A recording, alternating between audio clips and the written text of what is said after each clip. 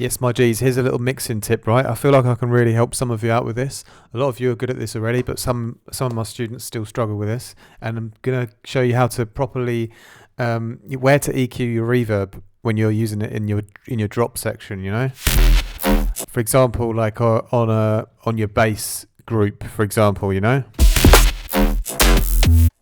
So at the moment, this one has like no reverb on, but if I want like a group reverb for the whole bass like group, you know, what I could do is I often use something like the Chrome Reverb because it has a built-in EQ, so you can EQ all the sort of low end out. But let's say if I wanted to be really precise and like create a send, yeah, I don't often do sends myself, but I tend to like bounce out the whole bass group and then make a new channel for the reverb. But let's say if you use sends, right? I just want to show you like where to EQ, you know. So let's set up a send for the reverb, right? We'll whack it up all the way, and then we'll here now I can use any reverb plugin, even one that's got like you know, like it doesn't have an EQ built in. So sometimes, yeah, there are some other nice reverbs that I could pick that I don't use very much because they don't have a built-in EQ. But I mean, even like the kilohertz reverb, like I really rarely ever use that. But let's, for example, use that, right? It does sound good. It's just that it doesn't have like so many settings for EQ and stuff, so that's why I don't often use it.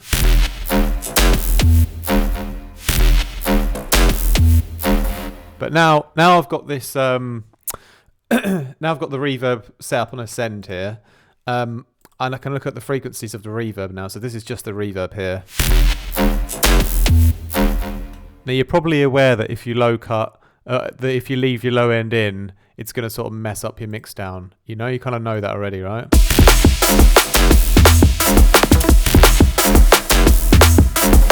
And so it's going to kind of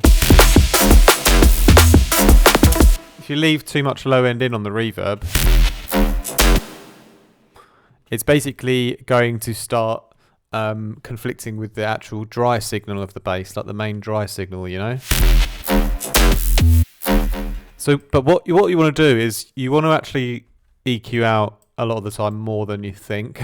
So what I see people do is they might take out up to sort of 200 or so.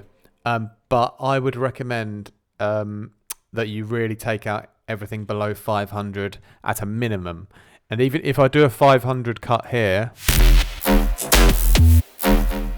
you know, technically, if I sort of open a new EQ and look, you know, there's actually still frequencies around 200 up to 500, because you always have to obviously account for the fact that, you know, there's you're not actually taking everything out on a brick wall. You're doing it gently, you know. So if I really want everything below 500 to go out, I'd probably have to go up to like 1,000, you know. And now if I look, yeah, we've barely got any down here. We've got like a little bit of 400, but not so much. So that's actually sort of more realistic of an area to do it, you know. But basically, the problem is, right, if you pay attention really carefully, like the main power from the original bass is not just in the low end, but it's also in the mid range. So even from like 200 up to 800, that's a really important mid range area, which can have a lot of conflicts with the reverb, you know. So if you go too low with your reverb cut,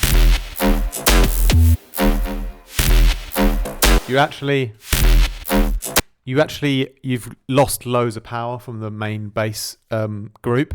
So what you need to do is you could just turn the reverb off, and you really need to pay attention to the power of the low end and the mid range of the bass. Yeah, so the trick is to really listen to the bass without the reverb, pay attention to the mid range and the low end power. Then when you add the reverb on, I can hear there I've actually lost like a lot of power in the sound because I'm masking the mid-range too much, you know. So I need to go up all the way until I've got all that power back from the original bass. So you can start at an extreme, like really go up high, and then you can really feel that all the mid-range power is back in the sound again. And now you can start to back it off and find where that balance is.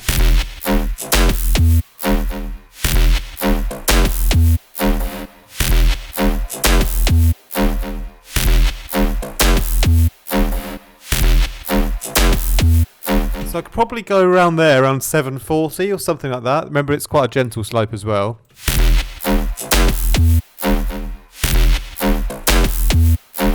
Better to go up a little bit higher and not conflict the frequencies too much. So it's better to go higher than lower. So maybe I'll go around 830 or so.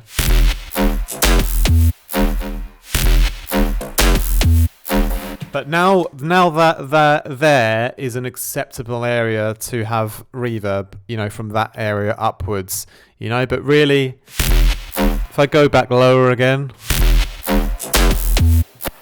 even to 500 there, I start to get a bit of masking of the power of the original bass, and I've sort of lost definition and power in the bass then, So it's really important that, it's obvious to take out all the low end because you've got phasing down there.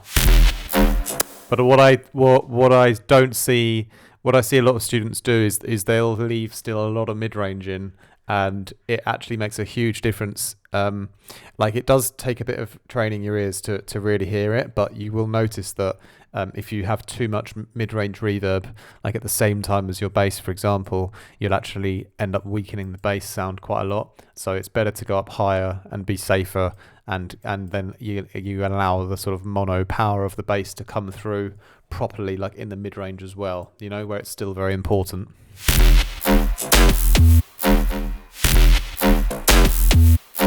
So there, that's a great balance where I've got some reverb in, like in the high end, but it's not conflicting with the mid-range or of the bass at all, So that's like a perfect kind of balance there. So that's just a little like mini tip today, and I think it could be useful because I do see a lot of my students, for example, will neglect this area, and that can create a lot of mud and eat up a lot of headroom. And most importantly, it can just weaken your actual bass sound because your main bass sound doesn't get to cut through enough because the reverb is sort of muddying it up here in this area, in this sort of 200 to 800 area, which is still mightily important for the power of the sound. So don't neglect that mid-range area.